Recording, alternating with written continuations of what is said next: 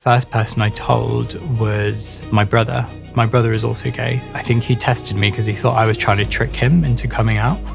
How brown can I be in queer spaces? How queer can I be in brown spaces? I was working in one of London's big hospitals. The registrar started using loads of homophobic slurs. I think I was seeing red. We're building the world's largest archive of LGBTQ global majority and migrant stories. This is Oral Histories. So I'm Saman. I currently live in Brentford, London. I am a GP/business owner. I am a gay man. I was born in Leicestershire, which is quite a diverse area. I was born actually into like a conservative Indian family. Though I was in a predominantly multicultural area, Leicester, I actually was in the whitest part of that area. So I was in like a Catholic private boarding school. Growing up, I was predominantly one of the only brown people in this kind of environment. Yeah, so I was born into a Sikh family. My dad was quite religious growing up. So we would go to the Gurdwara every weekend. My mum, on the other hand, she was born in India, but she came here quite young. My mum knew that religion was important, but she was also Indian herself, Sikh. She knew that we couldn't speak Punjabi, and she knew that, we weren't that engaged with Sikhism. We didn't grow our hair or practice Sikhism. I wouldn't really say I'm a Sikh today. I'd say I'm from a Punjabi cultural background, but I don't practice Sikhism. So, but because of that kind of intersection of like Sikhism and the Western world and us not being able to speak Punjabi, I think she identified that, but wanted us to have religion. So she was just like, okay, Christianity, you can say the Our Father before you go to bed. We can put you in a Catholic school. You'll learn more about religion. So it's weird. Like I felt like growing up, I felt like I identified more just because I knew more about Christianity and Catholicism and, religious studies I had to do in my Catholic school. We had to learn Latin. I think I like absolved a lot of that Catholic guilt as well with being homophobic. Because it was the rhetoric we were getting given at our school. And then it was only until later, I think, in Sikhism, I found out that really it's quite one of the more progressive religions in that they don't really say anything negative about homosexuality. I think it's just maybe like the higher Gyanis, which maybe have a problem with it, but there's nothing in the scriptures really. But I think, I'm probably still not a religious person. I think there is a lot of benefit in religion. And I think, I'm very open to religions and I have a lot of friends who practice religion and queer friends. But for me, I think I felt quite happy with not being religious, basically. Yeah.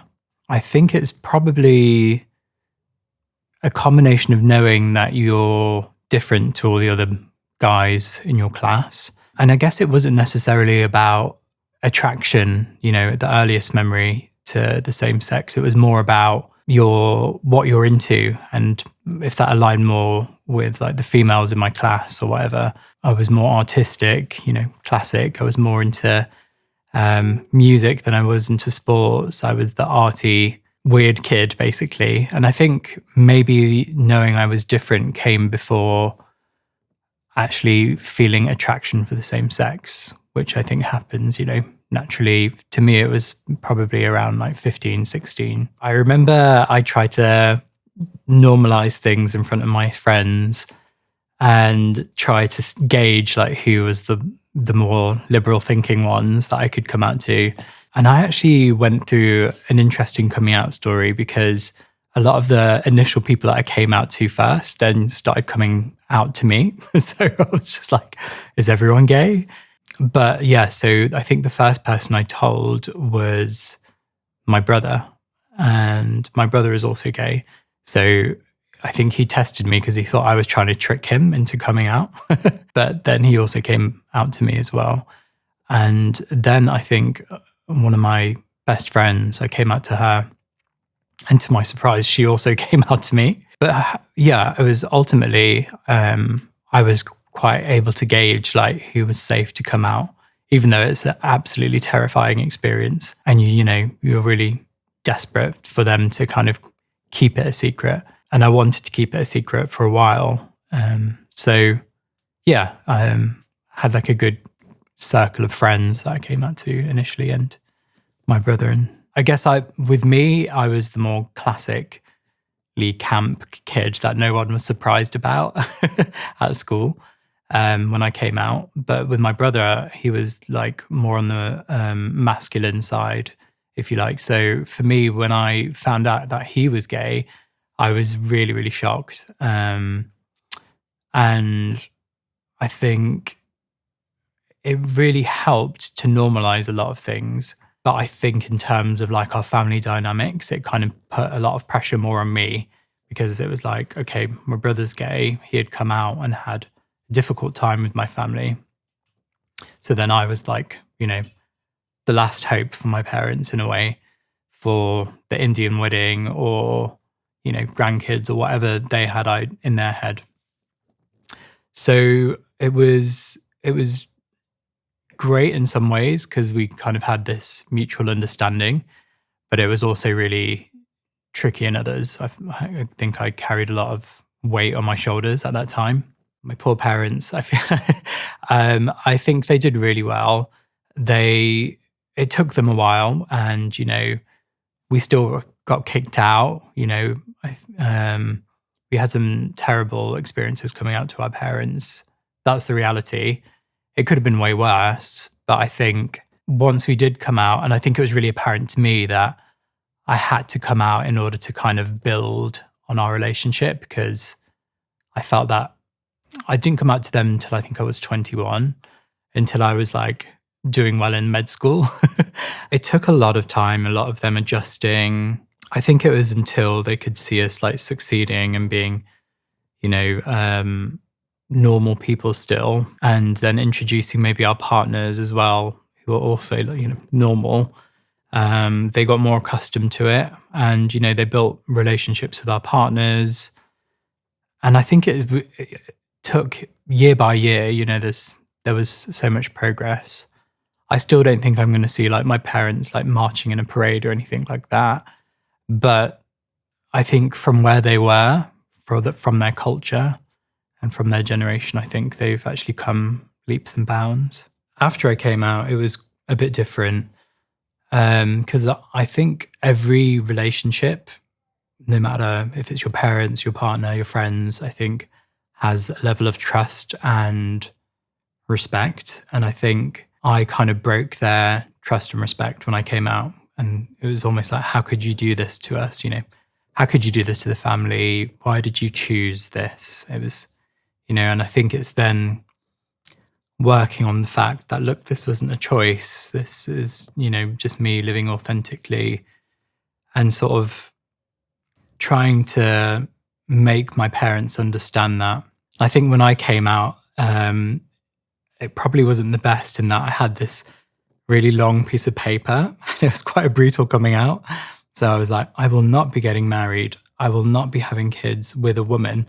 I may be having kids, but it will be with a man. It was really, because I wanted it to be like really poignant, like this wasn't a phase, or, which we sometimes get, don't worry, this is just a phase, it's going to pass.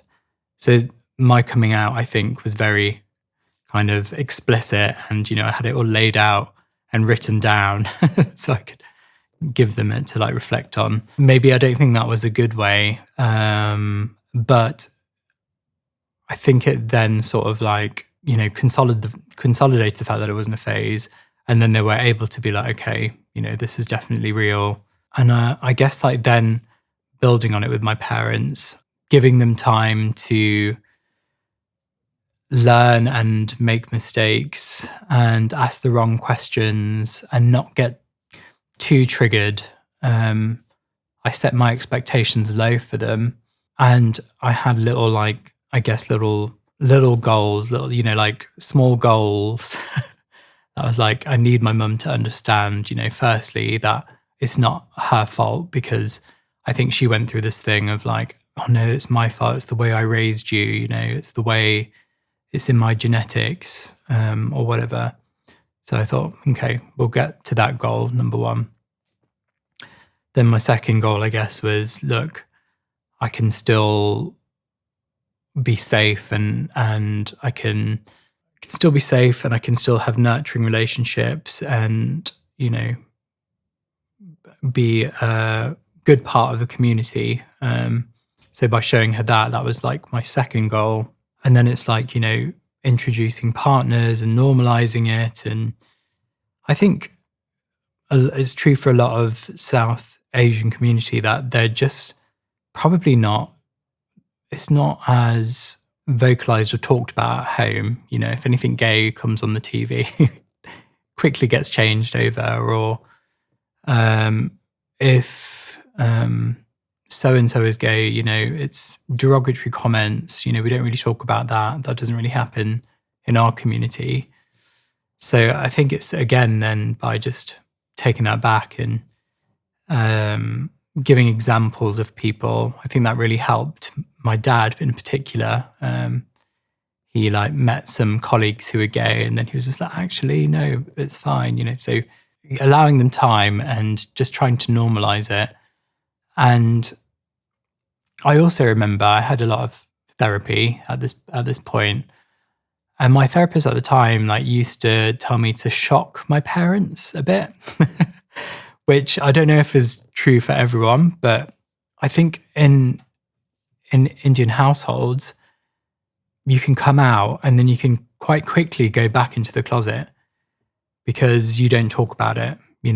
You live your life separately to what happens at home.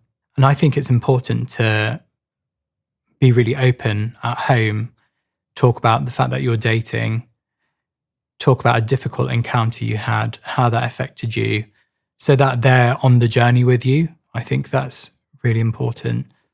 And I think that's true for a lot of cultures, actually, not just South Asian, where we can come out, but then, oh no, we don't talk about that at home. And actually in British households, I bet that exists a lot. So I think if I go back to when I was coming out, in the 2000s, I think around then, I was just really, I had a lot of self-hatred towards my culture. And it's difficult to admit even now, but I think in order to kind of be accepted in the queer culture, I had to reject myself from my Indian identity or my South Asian culture, because I was struggling to kind of see how I could be both. And I think it's true for a lot of brown people. When you're growing up, you're sort of like, how brown can I be in queer spaces and how queer can I be in brown spaces?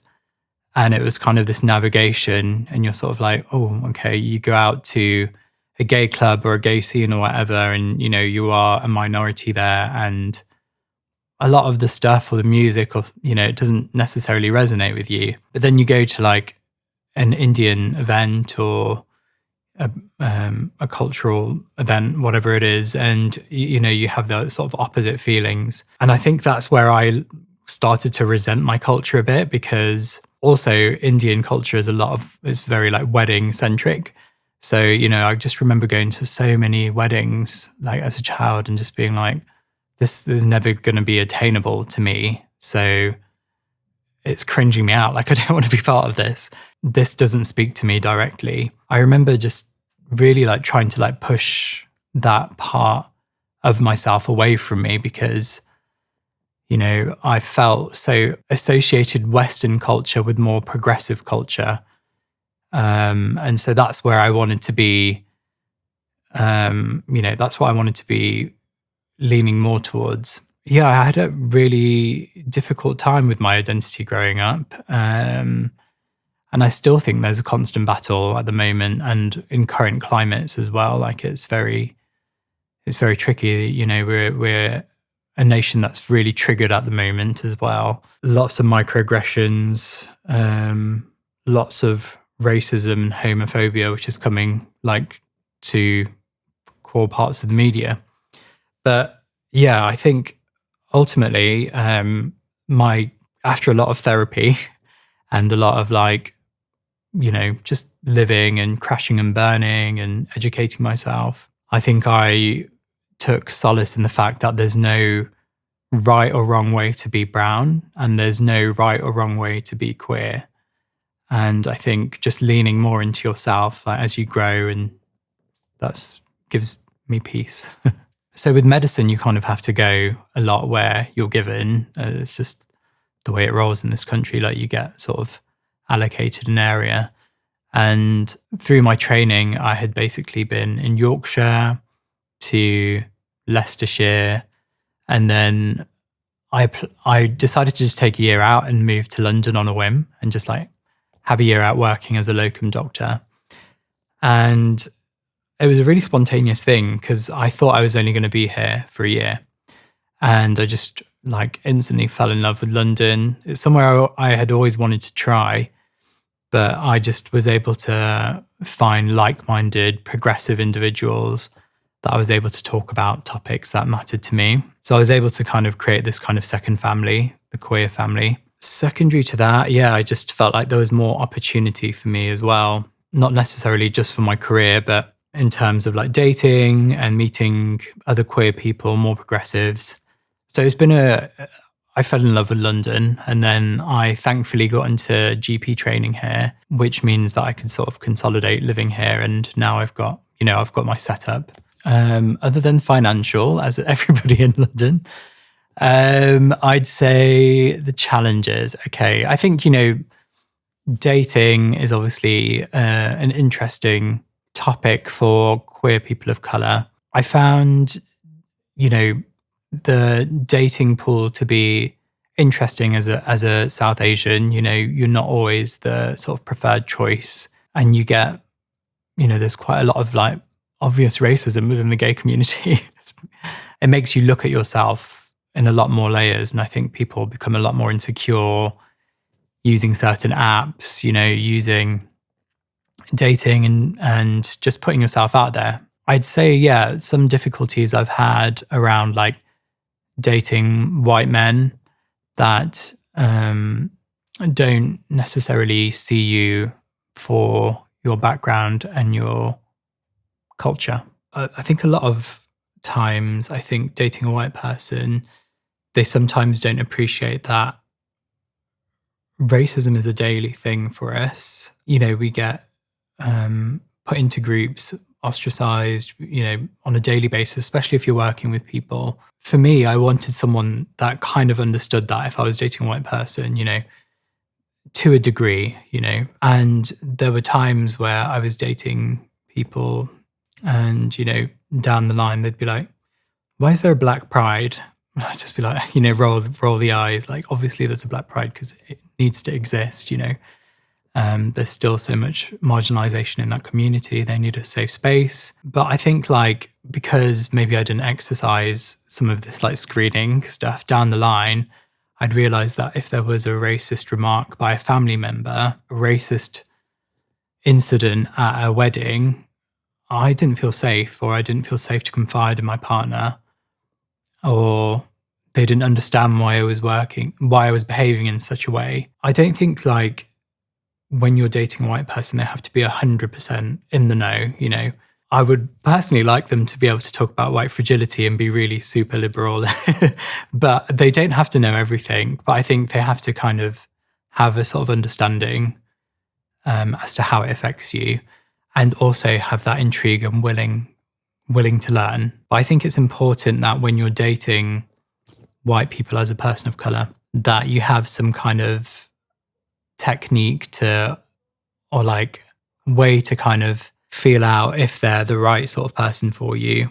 And this may sound silly, but I had this way of triaging because ultimately you want to feel seen by your partner. I think if they don't understand the new social nuances, I feel like it could become an issue down the line.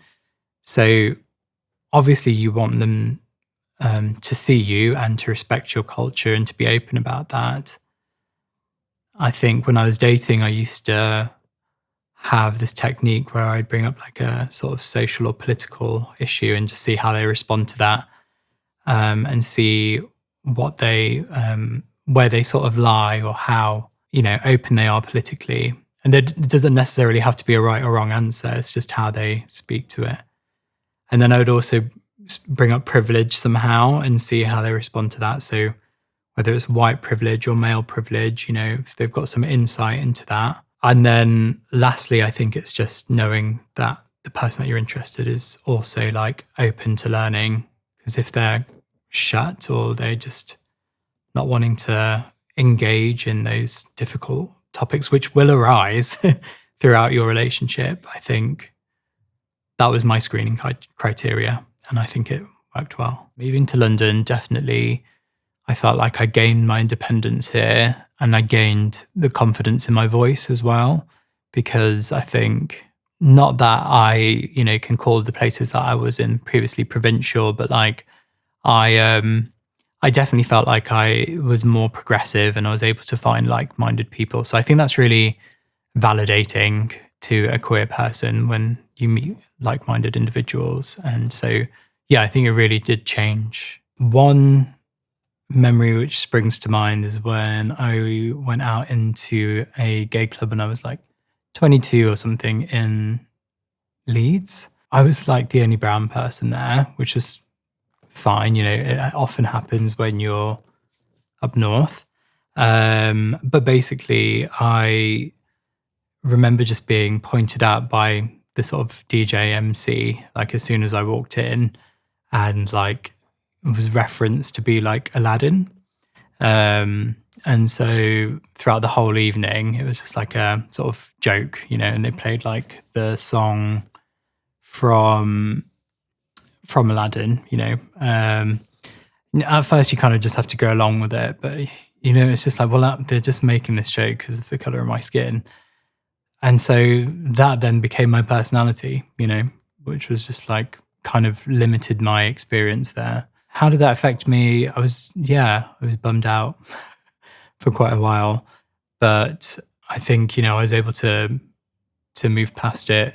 But it's just those kind of things where you're really kind of ostracized as a minority. And particularly with South Asians in the community, in the media nowadays, I feel like we're often the geek or the funny character, and just kind of, that I feel like that needs to change and more work needs to be done on. Something that I was proud of, and which was a defining moment, I think, where I experienced some homophobia at work. So I was working in one of London's, big hospitals. I was at SHO at the time. And I was in a small group with a registrar and another F1. And basically, without going into too much detail, the registrar started using loads of homophobic slurs and just being, outrageously homophobic. And us three, we were all brown, from different parts of the world. I thought that was a really interesting moment because they obviously assumed that I was straight and it was a safe space for them to start talking about that, and showing what they really thought about, like queer people. And I think it was an important part of like exploring intersectionality as well, where, we're all brown, but actually where I'm supposedly meant to feel safe, you're still getting homophobia or something within this group that you're supposedly meant to feel safe. And then I also remember even in terms of intersectionality thinking like, okay, they're also meant to be quite educated people, but they're still having these thoughts.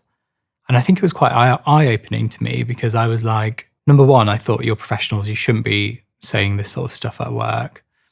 And I remember, just turning around and I think I was seeing red. So I probably said not the most eloquent things back, but, I was just sort of like, I'm gay.